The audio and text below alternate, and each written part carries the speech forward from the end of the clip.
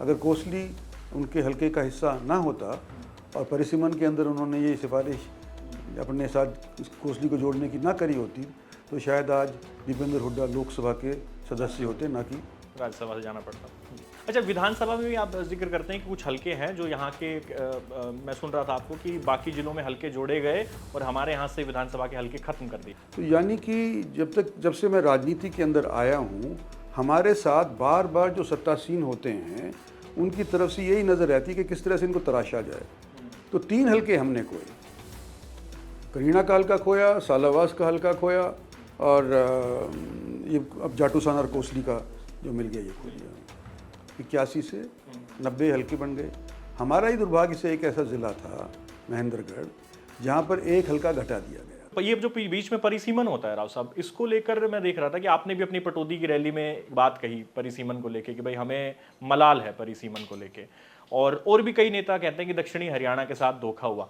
तो मुझे ये समझा दीजिए जरा कि ये धोखा कैसे हुआ, और जब ये आप उस सरकार का हिस्सा थे जिसमें ये चीज़ें हुई हैं, तो क्यों नहीं आप इसको उस समय रोक पाए?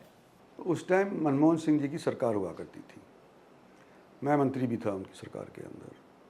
तो उससे पहले जो चौटाला साहब हमारे चीफ मिनिस्टर थे, तो उन्होंने इस तरह से परिसीमन आयोग के अंदर सिफारिश करी कि जो उनके प्रतिद्वंदी थे वो सारे किनारे हो जाएं। अच्छा। तो उसके अंदर वो हुड्डा साहब को भी उनका अपना प्रतिद्वंदी माना करते थे, क्योंकि चौधरी देवीलाल को हुड्डा साहब ने हराया था। तो उन्होंने अपने सिफारिशों के मुताबिक रोहतक की लोकसभा सीट ख़त्म करवा दी थी एकदम से। अच्छा। थी नहीं उनकी रिकमेंडेशन के अंदर। अब सौभाग्य से या दुर्भाग्य से वो इम्प्लीमेंटेशन या उसकी रिपोर्ट आने से पहले हुड्डा साहब 91 के अंदर, हुड्डा साहब चीफ मिनिस्टर 2004 के अंदर चीफ मिनिस्टर बन गए। तो उन्होंने अपने रोहतक हलके को महफूज रखने के लिए, रोहतक की चौधर जमा करने के लिए उन्होंने पूरे प्रयास करे कि भाई रोहतक एक फिर से पार्लियामेंट्री सीट बन जाए, और उसका जब ही संभव था जब वो महेंद्रगढ़ पार्लियामेंट्री सीट का विभाजन कर दें। तो उनको सूट भी करता था कि इंद्रजीत सिंह उस टाइम का अगर उनका प्रतिद्वंदी है या राइवल है, 2 ही MP हुआ करते थे 98 के अंदर ना कांग्रेस पार्टी के। तो उन्होंने सोचा कि हमारा बन जाएगा रोहतक और इनका बढ़ जाएगा एरिया। तो हमने उसके बारे में काफ़ी एतराज़ भी किया। जस्टिस कुलवंत सिंह हुआ करते थे। तो मुझे याद है मैंने मनमोहन सिंह जी को भी कहा कि जी हमारे साथ इंसाफ हो रहा है, नाइंसाफ़ी हो रही है, तो क्या करा जाए। मैं कहा जी आप उसको कहो इंसाफ करें, आप सरदार आप हैं, सरदार वो है। तो उन्होंने बात करी उससे, जस्टिस कुलवंत सिंह से, कि भाई इस तरह से हरकत नहीं होनी चाहिए। फिर मैं जाके मिला उससे, जस्टिस कुलवंत सिंह से, और उन्होंने कहा तो चिंता ना करो, प्राइम मिनिस्टर की बात मेरे से हो गई है और तुम आराम से घर जाकर फटकार कर सो जाओ।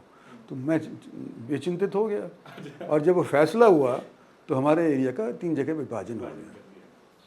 तो लोग कहते हैं कि लेकिन अभी हम, क्योंकि मैं अभी वर्तमान स्थिति पे आ रहा हूँ कि पिछले जो चुनाव हुए रोहतक लोकसभा बचाने के लिए हुड्डा साहब ने बहुत प्रयास किया, जैसा आप बता रहे हैं, और बचा भी लिया। उसके बाद वो चीफ मिनिस्टर रहे, उनके बेटे वहाँ से सांसद चुने गए लगातार। लेकिन ये दाव उल्टा भी पड़ गया, जो कोसली का जो दाव था वो हमने देखा कि पिछले इलेक्शन में उल्टा भी पड़ गया उनके ऊपर। हाँ, वो उस टाइम मेरा कोसली हल्का या जाटूसाना, मेरा 20 साल से मैं वहाँ का उसका रिप्रेजेंटेशन कर रहा था। तो जब वो लड़े थे तो धनखड़ साहब बीजेपी पार्टी से ज्वाइन कर लिए थे उस टाइम तक ना। तो धनखड़ साहब जब लड़े थे तो सब जगह वो हारे थे तकरीबन 2014 के लोकसभा की 14 की। हाँ, धनखड़ साहब रोहतक लोकसभा से लड़े थे। तो सब जगह से वो हारे आए थे 8 हलकों से। और जब कोसली में आए थे, जब 45,000 से उनको जीत मिली थी, लेकिन इलेक्शन फिर भी हार गए।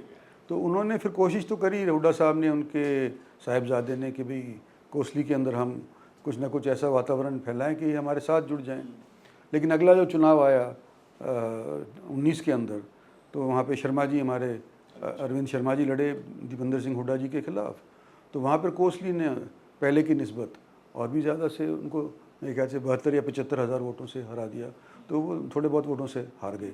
अगर कोसली उनके हलके का हिस्सा ना होता और परिसीमन के अंदर उन्होंने ये सिफारिश अपने साथ कोसली को जोड़ने की ना करी होती, तो शायद आज दीपेंद्र हुड्डा लोकसभा के सदस्य होते, ना कि राज्यसभा से जाना पड़ता। अच्छा, विधानसभा में भी आप जिक्र करते हैं कि कुछ हलके हैं जो यहाँ के मैं सुन रहा था आपको कि बाकी जिलों में हलके जोड़े गए और हमारे यहाँ से विधानसभा के हलके खत्म कर दिए गए। हाँ, सही बात है कि जब पहले इससे पहले वाला जो परिसीमन हुआ था उसके अंदर एक कनीना हल्का नाम का हल्का हुआ करता था। तो कनीना हल्के को तोड़ दिया गया जब उस टाइम हरियाणा के अंदर 81 विधानसभा सीटें हुआ करती थी। तो 8 ज़िले थे उस टाइम के ऊपर, या 7 ज़िले थे, 8 ज़िले थे। हर एक ज़िलों के अंदर एक एक विधानसभा का हल्का बढ़ा करके और 90 कर दिए गए। 81 से 90 हल्के बन गए। हमारा ही दुर्भाग्य से एक ऐसा ज़िला था महेंद्रगढ़ जहाँ पर एक हल्का घटा दिया गया था। तो कनीना को काट दिया गया और उसको कुछ को तो मिला दिया महेंद्रगढ़ के अंदर और कुछ को मिला दिया जाटूसाना के अंदर। तो ये महेंद्रगढ़ वाले और जाटूसाना वाले हल्के बहुत बड़े बड़े हल्के हो गए। ये तो हुआ उस टाइम के ऊपर। और उसके साथ साथ ये जब बाद के अंदर हुआ, जब ये सालावास हल्का हुआ करता था, आपको याद करो, झज्जर के अंदर दूसरा जब वो हुआ परिसीमन, तो सालावास वाला जो हल्का था वो एक रिजर्व सीट हुआ करती। हमारे गांव की एक महिला धानक समाज से थी, वो वहाँ से एमएलए हुआ करती थी, मुझे याद है अभी तक। शकुंतला नाम था उनका। उनका बेटा डॉक्टर है, अभी पार्लियामेंट्री हाउस सनेक्सी के अंदर यहीं पे दांतों का। तो सालावास को काट करके और सालावास और नाहड़ एक हल्का हुआ करता था। तो नाहड़ को तो जोड़ दिया कोसली के साथ और नाहड़ को जोड़ दिया बादली के साथ, ना सालावास को जोड़ दिया बादली के साथ। तो एक हल्का ये हट गया। तो यानी कि जब से मैं राजनीति के अंदर आया हूँ, हमारे साथ बार बार जो सत्तासीन होते हैं उनकी तरफ से यही नज़र रहती है कि किस तरह से इनको तराशा जाए। तो 3 हल्के हमने खोए, करीना का हल्का खोया, सालावास का हल्का खोया और ये अब जाटूसाना और कोसली का जो मिल गया ये खो लिया।